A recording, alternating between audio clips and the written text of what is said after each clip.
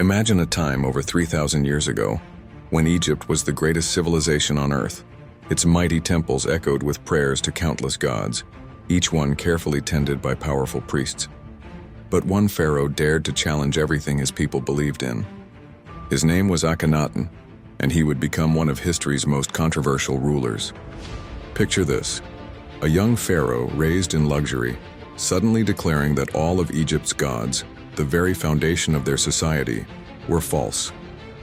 Instead, he proclaimed there was only one true god, Aten, the sun disk itself. But Akhenaten didn't stop there. In an unprecedented move, he ordered the construction of an entirely new capital city in the middle of the desert. Amarna rose from the sand like a mirage, its walls decorated with revolutionary art styles never seen before. Gone were the rigid, formal poses of traditional Egyptian art, replaced with flowing, natural forms that shocked the conservative elite.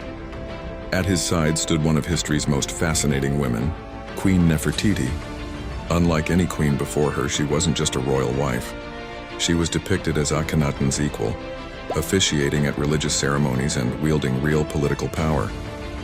Their relationship defied centuries of tradition. The priests of the old gods watched in horror as their influence crumbled. Akhenaten closed their temples, redirected their wealth, and promoted common people to high positions based on loyalty rather than birth. It was nothing short of a religious revolution, but revolutions often come at a price.